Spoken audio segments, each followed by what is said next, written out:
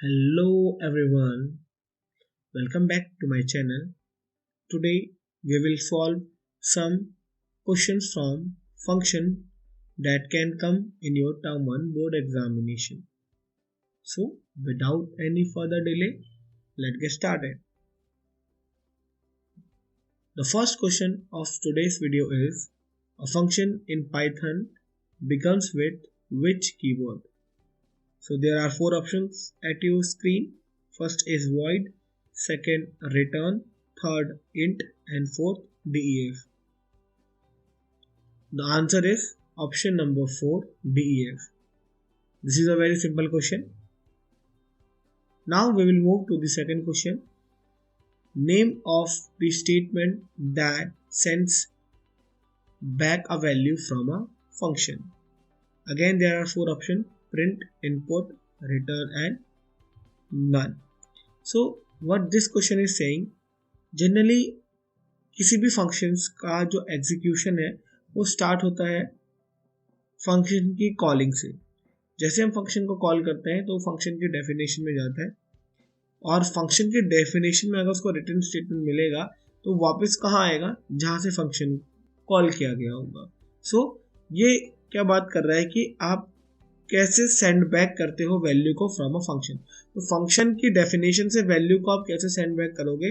With the help of return statement. So correct answer of that question is option number C, return. Now next question is functions that do not return any value are known as. So four options are given. First is fruitful functions, second void function, third library function, fourth user defined functions. तो वो functions जो किसी भी value को return नहीं करते हैं वो फंक्शन कौन से होते हैं? void functions होते हैं. So correct answer of that question is option number B, void functions. तो void का मीनिंग ही होता है void means nothing, और अगर हमें किसी भी फंक्शन को रिटर्न नहीं करवाना होता है तो उसके आगे हम void कीवर्ड का यूज कर लेते हैं. Now next question is a variable created और defined within a function body is classified as. अब बेसिकली वेरिएबल का जो स्कोप होता है वो दो तरह का होता है. एक होता है लोकल स्कोप और एक होता है ग्लोबल स्कोप. वो वेरिएबल जो सिर्फ फंक्शन के अंदर एक्सेसिबल होंगे, जिनकी लाइफ फंक्शन के अंदर होगी, उनको बोला जाता है लोकल वेरिएबल. और वो वेरिएबल जिनका scope all over the program होता है और वो फंक्शन के अंदर और बाहर दोनों जगह एक्सेसिबल होते हैं, उनको बोला जाता है ग्लोबल वेरिएबल. तो यहाँ पर बात की जा रही है फंक्शन की बॉडी के अंदर कौन से फंक्शन एक्सेसिबल होते हैं, तो उसका आंसर हो जाएगा option number A, local. Okay, I hope this question is clear to you. Now we will move to the next question. Which of the following argument works with implicit values that are used in no value is provided. ठीक, so वो function कौन से हैं जिनमें अगर हम कोई भी वैल्यू प्रोवाइड ना करें, ठीक है, सो वो फंक्शन आपके वर्क करते हैं. तो डिफॉल्ट आर्गुमेंट वो आर्गुमेंट होते हैं जहां पर हम ऑलरेडी डिफॉल्ट वैल्यू को असाइन कर देते हैं. इसका बेनिफिट क्या होता है कि जब हम फंक्शन को कॉल करते हैं तो हमें अगर वो वैल्यू हम ना भी प्रोवाइड करें तो हमारा जो है काम चल जाता है. एग्जाम्पल के लिए हम रेंज फंक्शन का एग्जाम्पल लेते हैं. इस range function we all know that कि रेंज फंक्शन तीन वैल्यू को लेता है, स्टार्ट, स्टॉप एंड स्टेप.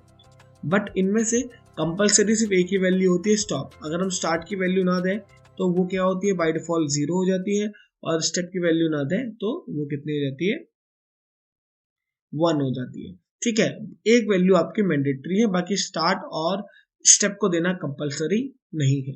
तो वो क्यों है? क्योंकि वो हमने ऑलरेडी क्या कर दिया है, डिफॉल्ट वेरिएबल में उनकी वैल्यू को असाइन कर दिया है.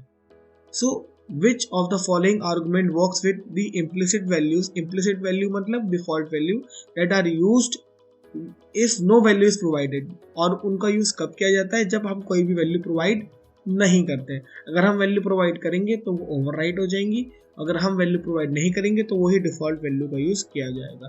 तो इसका तो करेक्ट आंसर हो जाएगा option number D, default. Now we will move to the next question. Which values are used by the functions to communicate information back to the caller? ठीक है, तो ये क्वेश्चन अभी मैंने आपको एक्सप्लेन किया थी, वो कौन सा आपका होगा, वो होगा आपका रिटर्न। तो इसका जो करेक्ट आंसर होगा ऑप्शन नंबर सी, रिटर्न। क्योंकि कॉलर मीन्स जो फंक्शन इसको कॉल कर रहा है, तो वहाँ कंट्रोल कौन ट्रांसफर करता है, रिटर्न स्टेटमेंट। जहाँ की फंक्शन की डेफिनेशन है और जहाँ आपका कॉलिंग है, उनके बीच वैल्यू को पास कौन करता है, कनेक्शन का काम कौन करता है, वो रिटर्न स्टेटमेंट करता है। Now we will move to the next question. Output of the following code, तो आपको इस कोड का आउटपुट बताना है। सो फर्स्ट ऑफ ऑल यहाँ पर कुछ पॉइंट्स मैं आपको क्लियर कर दूँ about the local and global variable. कुछ पॉइंट मैंने ऑलरेडी आपको बता दिए कि लोकल वेरिएबल वो वेरिएबल होते हैं जो कि इनसाइड द फंक्शन ही एक्सेस होते हैं, आप उनको आउटसाइड द फंक्शन एक्सेस नहीं कर सकते। लोकल वेरिएबल आप, ग्लोबल वेरिएबल आपके all over the program inside the function as well as outside the function accessible होते हैं। ठीक, तो यहाँ पर आप देखोगे तो ये जो x है, ये वाला x क्या है, एक ग्लोबल वेरिएबल है, और ये x क्या है आपका एक लोकल वेरिएबल है। और किसी भी आपका प्रोग्राम का एग्जीक्यूशन स्टार्ट होता है फंक्शन की कॉलिंग से। तो यहाँ पर हमने फर्स्ट लाइन जो एग्जीक्यूट होगी वो होगी आपकी x इक्वल्स टू 50। फिर हम फंक्शन की डेफिनेशन में तब तक एग्जीक्यूट नहीं करेंगे जब तक इसको कॉल नहीं किया जाता है। तो सेकंड लाइन डेट जो हम एग्जीक्यूट करने वाले हैं वो है आपका ये वाली। तो यहाँ पर हम x की वैल्यू को पास करेंगे, तो x की वैल्यू कितनी है 50। तो 50 हम जब इसको पास करेंगे तो x की वैल्यू कितनी हो जाएगी 50। और इनसाइड हमने क्या कर दिया, x की वैल्यू को ओवरराइड कर दिया, x की वैल्यू जो 50 है उसको 2 बना दिया। बट ये जो चेंजेस हैं ये हमने फंक्शन के अंदर चेंजेस किए हैं। ये जो फंक्शन के अंदर चेंजेस किए हैं वो आउटसाइड द फंक्शन एक्सेसिबल नहीं होंगे। इट मीन्स क्या है कि अगर मैं x की वैल्यू को इनसाइड द फंक्शन प्रिंट करूंगा तो वो 2 प्रिंट होगी, बट अगर मैं फंक्शन के आउटसाइड प्रिंट करूंगा तो वो वैल्यू, ये जो 2 मैंने इनसाइड चेंज किया है वो बाहर रिफ्लेक्ट नहीं होगा। तो इट मीन्स फंक्शन के बाहर वैल्यू क्या रहने वाली है, 50 ही रहने वाली है। ठीक, तो इसके ऑप्शन आपके हैं x is now 50, x is now 2, x is now 100 and error. तो यहाँ पर x की वैल्यू 2 हो चुकी है, बट अब इसके बाद कोई स्टेटमेंट बचा नहीं है, तो डायरेक्टली मैं कौन सी लाइन एग्जीक्यूट करूंगा, ये वाली लाइन एग्जीक्यूट करूंगा। तो यहाँ पर ये x की वैल्यू को सर्च कर रहा है, तो अब x की वैल्यू क्या होगी, 50 होगी या 2 होगी, करेक्ट, x की वैल्यू कितनी होगी 50, बिकॉज ये चेंजेस जो हमने 2 किया था ये सिर्फ फंक्शन के अंदर हुआ है, फंक्शन से बाहर ये चेंजेस आपके रिफ्लेक्ट नहीं होने वाले। तो इसका जो करेक्ट आंसर हो जाएगा वो हो जाएगा option number A, x is now 50. I hope this question is clear to you. Now we will move to the next question. Which is the most appropriate definition for the recursion? Although recursion is not in your syllabus, but आपको basic definition recursion की पता होनी चाहिए कि recursion बोला जाता है जब कोई फंक्शन खुद को कॉल करता है तो उस कंडीशन को बोला जाता है recursion. When a function call itself is known as recursion. इसका करेक्ट आंसर हो जाएगा option number A. Okay, now we will move to the next slide. What is default return value for a function that does not return any value explicitly? Very important question. वो function जो कुछ भी value को return ना करे तो by default कौन सी value return होती है। यहाँ पर देखो 2 क्वेश्चन है जो आपको कंफ्यूज कर सकते हैं। एक जो मैंने स्टार्टिंग में बताया कि वो फंक्शन जो कुछ भी रिटर्न नहीं करता उस फंक्शन को बोला जाता है वॉइड। बट अभी हम बात कर रहे हैं कि अगर वैल्यू की हम बात कर रहे हैं कि अगर कोई फंक्शन कोई भी वैल्यू रिटर्न नहीं करता तो वो कौन सी वैल्यू रिटर्न होती है बाय डिफॉल्ट, तो वो वैल्यू रिटर्न होती है none. If a function does not return any value then by default the value that is returned is none. Okay, very important question। ये क्वेश्चन आपके एग्जामिनेशन में आने के चांसेस हैं, तो एक बार इस क्वेश्चन को बहुत अच्छे से समझना है और इसमें कोई मिस्टेक नहीं करनी है। Now next question, which of the following items are present in the function header? अब फंक्शन का जो हेडर होता है उसमें आपका def कीवर्ड होता है, फिर एक आइडेंटिफायर होता है, देन पैरामीटर होते हैं। ये किसका पार्ट है, आपके फंक्शन हेडर का पार्ट है। तो यहाँ पर फंक्शन का नेम जो कि आइडेंटिफायर होता है और पैरामीटर लिस्ट दोनों अवेलेबल होती है फंक्शन के हेडर पे। तो इसका जो करेक्ट आंसर हो जाएगा option number C, both A and B. Now the next question is which of the following function call is correct. Function की डेफिनेशन है DEF टेस्ट ABCD और ये 4 फंक्शन कॉल यहाँ पर की गई है।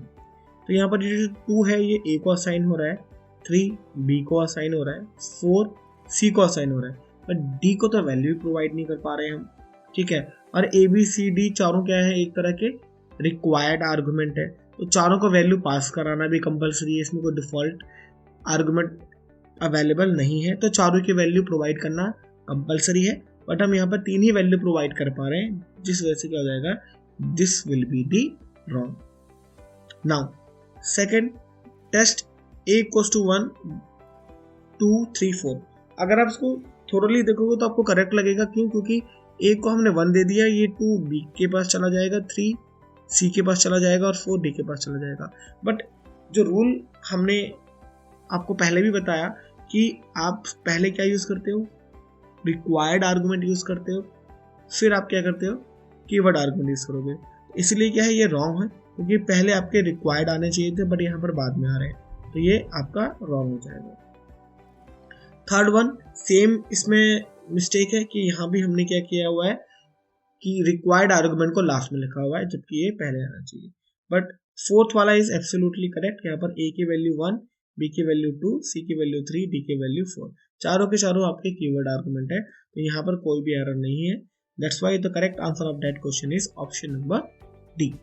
Now next question, which variable is defined outside all the functions and can be accessible in all over the program। ठीक, ये मैंने आपको ऑलरेडी बता दिया है कि लोकल वेरिएबल क्या होता है, ग्लोबल वेरिएबल क्या होता है। वो वेरिएबल जो पूरे के पूरे प्रोग्राम में आप कहीं भी एक्सेस उनको कर पाओ, वो क्या होता है, आपके ग्लोबल वेरिएबल होते हैं। तो that's why the correct answer of that question will be option number B, global variables. Now you have to tell the output of the following code, and the option of that are as follows। Now first of all see student कि यहाँ पर 2 print statement use हुए हैं, so there is a high possibility कि 2 output यहाँ पर आपको produce होंगे। so आपको 2 आउटपुट आपको यहाँ पर दिख भी रहे हैं। और ये बात आपको मैं इससे पहले भी बता चुका हूँ कि जो आपके प्रोग्राम का एग्जीक्यूशन है वो आपके कहाँ से स्टार्ट होता है, जहाँ से फंक्शन को कॉल किया जाता है। तो फंक्शन को मैंने यहाँ से कॉल किया और यहाँ से मैंने 3 पास कर दिया जब मैं फंक्शन को कॉल कर रहा था, और ये 3 किसने एक्सेप्ट किया है, x ने। तो नाउ x की वैल्यू कितनी है, 3, और क्या प्रिंट कर रहे हो आप, 2 की पावर 3 कितना है, 8। सो इमीडिएटली आपका 8 तो प्रिंट होना ही है, तो आपका B और C तो रॉन्ग हो जाएगा, A और D में से आंसर है। एंड लगा हुआ है तो आप न्यू लाइन पे नहीं जाओगे और सेम लाइन पे आप प्रिंट करोगे। अब फंक्शन फिनिश हो चुका है तो दोबारा वापस जाएगा, और दोबारा जब वापस जाएगा आपने कुछ रिटर्न तो किया नहीं था, तो जब आपने कुछ रिटर्न ही नहीं किया था तो वो कुछ वैल्यू लेके जाएगा, नहीं लेके जाएगा। सो क्या प्रिंट होगा यहाँ पर, तो प्रिंट करने के लिए कुछ बचा ही नहीं, तो क्या प्रिंट करेगा, नन। ठीक, सो अगर आप रिटर्न स्टेटमेंट का यूज नहीं करते हो, सो आपको क्या प्रिंट होता है, नन, क्योंकि आपने थोड़े के लिए भी एक ऑब्जेक्टिव टाइप देखा और उसका प्रैक्टिकल इम्प्लीमेंटेशन भी आप यहाँ पर देख रहे हो कि यहाँ पर मैंने रिटर्न स्टेटमेंट का यूज नहीं किया और मैं फंक्शन कॉल को जब प्रिंट कर रहा हूँ तो क्या प्रिंट हो रहा है, none. So it means when we don't use the return statement तो क्या होता है, बाय डिफॉल्ट क्या रिटर्न होता है, नन रिटर्न होता है। ठीक है, this will be the output of that code. So correct answer will be option number D, 8 9। Now next question, what is the order of solving scope of a name in a Python program। अब basically जो scope होते हैं, 2 scope में already आपको पढ़ा चुका हूँ, local and global. तो ओवरऑल पूरे के पूरे पाइथन में 4 तरह के स्कोप होते हैं, बट हमारे सिलेबस में सिर्फ 2 ही हैं, लोकल एंड ग्लोबल। बट आपको ये नेम ऑलरेडी पता होने चाहिए कि 4 तरह के स्कोप कौन से होते हैं, LEGB, local, global, environmental and built in. So अगर लेट अस सपोज एक वेरिएबल है, आपने लिख दिया प्रिंट x। अब प्रिंट ये जो x आपने लिखा हुआ है, अभी x उसकी एक पर्टिकुलर वैल्यू होगी। अब इस वैल्यू को कहाँ पर डिफाइन किया है, वो कंपाइलर सर्च करेगा। वो कंपाइलर कहाँ सर्च करेगा, सबसे पहले सर्च करता है लोकल स्कोप पे। अगर लोकल में मेरी वैल्यू मिल जाएगी तो प्रिंट कर देगा। फिर वो सर्च करेगा इन्वायरमेंटल में। इट मीन्स अगर एक फंक्शन के अंदर एक और फंक्शन बनाया गया है तो वहां पर क्या है कि जो इनसाइड वाला फंक्शन है उसका एक लोकल स्कोप होगा, बट उसका जो इन्वायरमेंटल स्कोप क्या है, उसके बाहर के आउटसाइड द फंक्शन। ओके, तो उसको बोला जाता है इन्वायरमेंटल। ग्लोबल, आपको पता है कि ग्लोबल कौन से होता है, वो एक सेम प्रोग्राम है, वो वेरिएबल कहीं भी हो सकता है। बिल्ट इन का मतलब है कि वो किसी भी आपकी built in module, built in library में कहीं भी हो सकता है। जैसे आप एलियन फंक्शन को यूज करते हो, ठीक है, प्रिंट को यूज करते हो, इनपुट को यूज करते हो, तो डायरेक्टली आप यूज कर लेते हो। तो वो कहाँ से सर्च होता है, बिल्ट इन से स्कोप सर्च होता है। तो इनका ऑर्डर क्या है सर्च करने का, वो होता है LEGB। Option number B, LEGB, local, environmental, global and built in. ठीक है, आपको उसकी फुल फॉर्म पता होनी चाहिए। वो कौन सी होगी आपकी, local, environmental, global and built in. Okay, और इनका ऑर्डर भी पता होना चाहिए, LEGB। इसका आंसर हो जाएगा option number B, LEGB। Now we will move to the next question. Which of the given argument type can be skipped from a function call? किसको skip किया जा सकता है? सिंपल सी बात है, तीन तरह के होते हैं argument, positional, keyword and default. तीन ही आपके सिलेबस में है, तो आप किसको स्किप कर सकते हो, डिफॉल्ट को स्किप कर सकते हो, क्योंकि उसकी वैल्यू क्या होती है, ऑलरेडी डिफाइन होती है। कहाँ पर स्किप करना है, देखो फंक्शन की कॉलिंग में। जैसे रेंज फंक्शन में है, हम स्टार्ट और स्टेप की वैल्यू को स्किप कर सकते हैं क्योंकि उनकी वैल्यू ऑलरेडी डिफाइंड है। सो इसका जो करेक्ट आंसर हो जाएगा option number D, default argument. Another important question for your board examination, what will be the output of following program. अब आपको उसका आउटपुट बताना है। Code is total 0, sum function को डिफाइन किया गया जिसमें दो आर्गुमेंट है, arg1 arg2, then total equals to arg1 plus arg2। फिर आपने प्रिंट किया है टोटल को, रिटर्न किया है टोटल को, फंक्शन को कॉल किया है और यहाँ पर प्रिंट किया है। और आपके ऑप्शंस हैं 30, 0, 0, 30, 0, 0 एंड 30 एंड 30। तो करेक्ट आंसर जो है इसका वो है 30 एंड 0। कैसे है, अभी I will explain you. Total कितना है, 0, ठीक है। फिर आप पहली लाइन एग्जीक्यूट यही होने वाली है, फिर आपकी नेक्स्ट लाइन जो एग्जीक्यूट होगी वो होगी 10 एंड 20, क्योंकि फंक्शन डेफिनेशन तो तब तक एग्जीक्यूट नहीं होती जब तक फंक्शन को कॉल ना किया जाए। तो जब आप फंक्शन को कॉल कर रहे हो तो आप arg1 को 10 दे रहे हो और 20 किसको दे रहे हो, arg2 को। और आप टोटल को, जब टोटल की वैल्यू कितनी हो जाएगी, इन दोनों को ऐड कर लोगे तो 30 हो जाएगी, और जब आप इसको प्रिंट करोगे तो कितना आएगा, 30 आएगा। तो ऑप्शन ए और डी में से तो एक ही आंसर होने वाला है। नाउ अब आपने ये जो टोटल यूज कर रहे हो, ठीक है, टोटल आपका क्या है, फंक्शन के बाहर भी है, टोटल क्या है आपका फंक्शन के अंदर भी है। बट ये जो फंक्शन के अंदर आपने चेंज किया है टोटल में, ये फंक्शन के अंदर तक ही रहेगा, ठीक है, ये फंक्शन के बाहर एक्सेसिबल नहीं होगा। ओके, अब आपने वैल्यू को रिटर्न किया है, यहाँ पर रिटर्न टोटल तो किया हुआ है, बट आपने रिटर्न करने के बाद एक वैल्यू, टोटल की वैल्यू जो कितनी है, 30 है, वो फंक्शन से बाहर गई तो है, बट आपने किसी वेरिएबल में स्टोर तो उसको कराया नहीं है, तो ये वैल्यू आपकी कहीं भी यूज नहीं होगी। और जब आप टोटल को प्रिंट करोगे तो ये टोटल कितना प्रिंट होने वाला है, 0 प्रिंट होना है, क्योंकि जो चेंजेस आपने इनसर्ट किए थे वो बाहर रिफ्लेक्ट नहीं होंगे, ठीक है। That's why the correct answer of that question will be option number A. Now next you have to tell the output and the code is total df tot and sum 0। यहाँ पर loop चला गया है 1 से n+1, sum plus equals to C, मतलब sum equals to sum plus C. Return किया है सम को, और जब फंक्शन को कॉल किया है तो यहाँ पर tot को 3 भी दिया है और 6 भी पास किया है। इसका सबसे पहले जो लाइन एग्जीक्यूट होगी वो होगी प्रिंट tot3, और ये 3 पास हो जाएगा यहाँ, और सम इक्वल्स टू कितना है, 0। अब आपने यहाँ पर लूप चला दिया, और ये जो लूप है इनकी वैल्यू कितनी थी, 3 + 1 4, सो ये 1 से 4 तक चलेगा। इट मीन्स ये 3 नंबर जनरेट करेगा, 1, 2 एंड 3। वो तीनों ऐड हो जाएंगे, जब ऐड हो जाएंगे तो कितना हो जाएगा, 6। Sum equals to sum plus C करेंगे तो कितना हो जाएगा 6 हो जाएगा, और 6 को आप यहाँ से रिटर्न कर दोगे, और जब 6 को रिटर्न करोगे तो आपके ये जो वैल्यू है वो क्या हो जाएगी, इस पूरे के पूरे स्टेटमेंट को रिप्लेस कर देगी, तो यहाँ पर कितना आ जाएगा 6 आ जाएगा। ठीक है, तो यहाँ पर कितना आ जाएगा 6 आ जाएगा। देन नेक्स्ट आप जब यहाँ पर क्या करोगे, TOT 6 को पास करोगे तो यहाँ पर n की वैल्यू 6 हो जाएगी, लूप यहाँ पर 7 हो जाएगा, तो ये 1 से लेकर 7 तक, मतलब 1 से लेकर 6 तक ये लूप चलने वाला है। और जब आप इसको एग्जीक्यूट करोगे तो 1 + 2 + 3 + 4 + 5 + 6 आपको इन सबको ऐड करना है। जब आप इन सबको ऐड करोगे तो कितना आएगा, 21 आएगा। तो इसका जो करेक्ट आंसर हो जाएगा option number B, 6 and 21. Okay, now we will move to the next question. What will be the output of that question? And so यहाँ पर आपको बताना है कि आउटपुट क्या होने वाला है। so यहाँ पर डायरेक्टली आपको पता है कि पहले आपको ये एग्जीक्यूट होगा 10, 20 and 30। आपने वैल्यू को पास किया तो यहाँ पर आप प्रिंट कर रहे हो तो ये सब ऐड हो जाएगा तो 60 आ जाएगा। तो पहली वैल्यू तो 60 आनी है, बट अब आप फंक्शन को कॉल को भी प्रिंट कर रहे हो और कुछ रिटर्न नहीं किया है, तो यहाँ पर क्या प्रिंट होने वाला है, उसके साथ साथ नन प्रिंट होने वाला है। इसका जो करेक्ट आंसर हो जाएगा वो हो जाएगा option number C, 60 and none.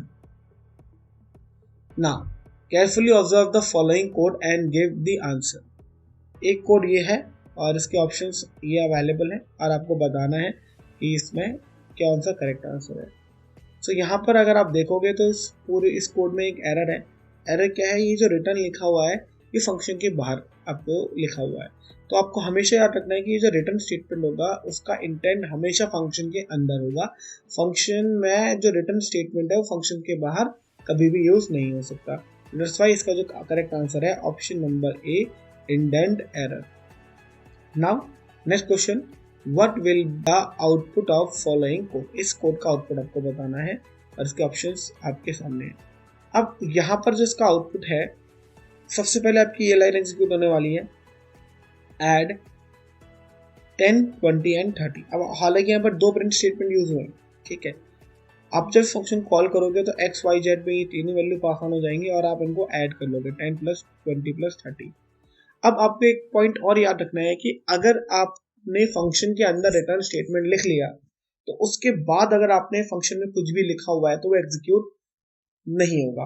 तो किसी भी फंक्शन के लिए जो लास्ट लाइन होगी वो रिटर्न स्टेटमेंट होगी अगर आपने लिखा हुआ है। तो अगर रिटर्न स्टेटमेंट के बाद भी आपने लाइन कुछ लिखा हुआ है, जैसे ये आपने प्रिंट रिटर्न के बाद लिखा हुआ है, बट ये लाइन आपकी कभी भी एग्जीक्यूट नहीं होने वाली, क्योंकि जैसे इसको रिटर्न मिलेगा तो डायरेक्टली क्या हो जाएगा, ये फंक्शन से बाहर आ जाएगा।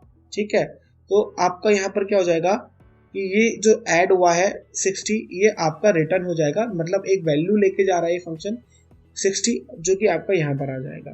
तो यहाँ पर क्या प्रिंट होने वाला है, ओनली 60 प्रिंट होने वाला है।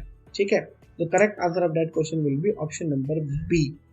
क्या होगा इसका आंसर, ऑप्शन नंबर बी 60 होगा। ठीक है, यहाँ पर ये रॉन्ग लिखा हुआ है, यहाँ पर इसका जो आंसर होगा वो होगा 60। Now we will move to the next question, what will be the output of following program. अब यहाँ पर कोड आपको गिवन है और आपको उसका आउटपुट बताना है। आपके ऑप्शंस आपके सामने गिवन है। यहाँ पर नम की वैल्यू 1 है। अब 3 बार फंक्शन कॉल हो रहा है, मीन्स 3 वैल्यू प्रिंट होने वाली है बाय डिफॉल्ट। पहली बार आप नम को प्रिंट करोगे। अब नम को जब प्रिंट करोगे तो नम की वैल्यू कितनी होगी, 1 ही होगी। फिर आपने फंक्शन को कॉल कर लिया। फंक्शन को जब आपने कॉल किया, फंक्शन के अंदर गए, यहाँ से रिटर्न नम किया है। अब नम अगर आप देखो तो क्या इस फंक्शन के अंदर कोई नम वेरिएबल है, क्या इसके लोकल स्कोप में कोई नम है, नहीं है। लोकल में नम नहीं है तो अब वो कहाँ सर्च करेगा, ग्लोबल में सर्च करेगा। ग्लोबल में नम है, यस, ये क्या है, ग्लोबल वेरिएबल है 1, तो इसको ये 1 यहाँ से मिल जाएगा, तो ये 1 यहाँ से रिटर्न कर लेगा और यहाँ पर क्या हो जाएगा, रिटर्न किया है तो यहाँ पर ये 1 प्रिंट हो जाएगा, तो एक और 1 यहाँ पर प्रिंट हो गया। फिर आपने नम प्रिंट किया है, ये नम कौन सा प्रिंट होने वाला है, ग्लोबल में देखेगा नम अवेलेबल है 1, तो कितना हो जाएगा, 1, 1 and 1 प्रिंट होगा। इसलिए इसका जो करेक्ट आंसर है option number A, 1, 1 and 1। Now next आपको बताना है कि इस क्वेश्चन का आउटपुट क्या है। ठीक है, ये इंपॉर्टेंट क्वेश्चन है, इसको अच्छे से आपको समझना है, बाकी क्वेश्चन से डिफरेंट है। अभी मैंने आपको एक स्टेटमेंट बताया कि आप अगर फंक्शन, आप किसी भी वेरिएबल को अगर चेंज करोगे फंक्शन के अंदर तो वो चेंजेस बाहर रिफ्लेक्ट नहीं होते। अब यहाँ पर एक फंक्शन दो तरह से काम करता है, म्यूटेबिलिटी और इम्यूटेबिलिटी, दोनों अलग अलग कॉन्सेप्ट है। पर जब आप लिस्ट का यूज करोगे, बिकॉज लिस्ट एक म्यूटेबल डेटा टाइप है, अगर आप लिस्ट में अगर कोई भी चेंजेस करोगे फंक्शन के अंदर तो वो चेंजेस बाहर रिफ्लेक्ट हो जाएंगे, और वो किसी केस में होगा, लिस्ट के केस में। तो ये कोड आपको गिवन है और ये इसके आंसर है। अब पहली लाइन जो एग्जीक्यूट होने वाली है वो होने वाली है 1 2 एंड 3। अब आपने क्या किया, इंक्रीमेंट फंक्शन को कॉल किया और लिस्ट को पास करा दिया। तो n की वैल्यू कितनी है, अभी एक लिस्ट है 1 2 3 और n में आपने अपेंड करा दिया 4। आपने n में जो 4 अपेंड करा दिया, ठीक है, और आपने इसको रिटर्न कर दिया। अब आपने इसको जब रिटर्न कर दिया तो ये जो लिस्ट है ये रिटर्न हो जाएगी, जो कि 1 2 3 4 है, और ये किस में स्टोर हो गई, m में स्टोर हो गई। m में अगर स्टोर हो गई तो m की वैल्यू तो 1 2 3 4 है। अब पॉइंट यहाँ पर ये आता है कि l क्या चेंज होगा या l चेंज नहीं होगा, क्या 1 2 3 होगा या 1 2 3 4 होगा। तो इसका जो करेक्ट आंसर हो जाएगा वो हो जाएगा ऑप्शन नंबर ए 1 2 3 4, क्योंकि आपने ये जो चेंज किया है, बिकॉज ये एक म्यूटेबल डेटा टाइप था, लिस्ट थी, तो वो चेंजेस इसमें क्या किया, जो चेंजेस आपने यहाँ पर किया वो चेंज क्या हो गया, आपके आउटसाइड रिफ्लेक्ट हो गया, मतलब ओरिजिनल भी क्या हो गया यहाँ पर चेंज हो गई। ठीक है, तो इसीलिए जिसका आउटपुट होगा वो क्या होगा 1 2 3 4 और 1 2 3 4। लिस्ट के केस में आपको बहुत ध्यान से करना है, ये लिस्ट के का जो कॉन्सेप्ट है बाकी अदर डेटा टाइप से थोड़ा सा अलग है फंक्शन की कॉलिंग। ठीक, तो आई होप ये क्वेश्चन आपको क्लियर हो गया होगा। Now predict the output of the following code, and I hope this is the last question of today's video. Now इसका अगर आपको आउटपुट निकालना है तो आपका आउटपुट क्या आएगा, आप इसको अगर अच्छे से देखो। ठीक है, पहले यहाँ पर a और y की वैल्यू कितनी है, 10 और 5। पहली लाइन ही एग्जीक्यूट होने वाली है, और जब आप y को प्रिंट करोगे तो 5 प्रिंट होगा, और a को प्रिंट करोगे तो 10 प्रिंट होगा। तो पहला 5 10 5 10 5 10 जो चारों में है अवेलेबल है। अब आपने फंक्शन को कॉल किया है और a की वैल्यू को पास कर दिया है। a की वैल्यू को पास किया मतलब 10 आपने पास कर दिया है, 10 आपने पास कर दिया तो a की वैल्यू कितनी हो गई, 10 हो गई, और y a को लिख दिया a और 2। अब y को आपने a दे दिया, मतलब y की वैल्यू कितनी हो गई 10 और a की वैल्यू कितनी हो गई 2 हो गई। तो अब क्या प्रिंट होने वाला है, 10 और 2। तो 10 2 यहाँ भी है, 10 2 यहाँ भी है, 10 2 यहाँ भी है, इट मीन्स बी वाला क्या है आपका रॉन्ग है। अब आपने क्या कर दिया, a equals to a plus Y कर दिया, तो कितना प्रिंट हो जाएगा, 12 प्रिंट हो जाएगा। तो अब आपका 12 हर जगह अवेलेबल है, तो ये आपका अभी भी आपके a c और d तीनों चल रहे हैं। अब आपने क्या कर दिया, रिटर्न कर दिया a प्लस वाई को, मतलब 12 को आपने रिटर्न कर दिया, और रिटर्न करके कहाँ पर आ गया, यहाँ पर आ गया, तो क्या प्रिंट होने वाला है, 12 प्रिंट होने वाला है। तो 12 12 12 एंड 21। ठीक है, तो आपका अब a और आई थिंक a और c क्या होंगे आपके, यही ऑप्शन बचे, क्योंकि यहाँ पर 21 लिखा हुआ है, तो इन दोनों में से कोई एक आंसर होने वाला है। अब आप दोबारा y और a को प्रिंट कर रहे हैं, जो क्या आपने जो अंदर इनसाइड चेंज किया था बाहर रिफ्लेक्ट होगा, आंसर इज नो। तो y की वैल्यू अभी भी कितने रहने वाली है, 5 रहने वाली है, और a की वैल्यू कितने रहने वाली है, 10। तो y की वैल्यू 5, a की वैल्यू 10, तो इसका जो करेक्ट आंसर हो जाएगा ऑप्शन नंबर ए हो जाएगा। ठीक, so dear students, I hope जितने भी क्वेश्चंस हमने सॉल्व किए सारे क्वेश्चंस आपको क्लियर होंगे। अगर आपका कोई डाउट है किसी क्वेश्चन से रिलेटेड तो you can ask in the comment box, and that's it for today.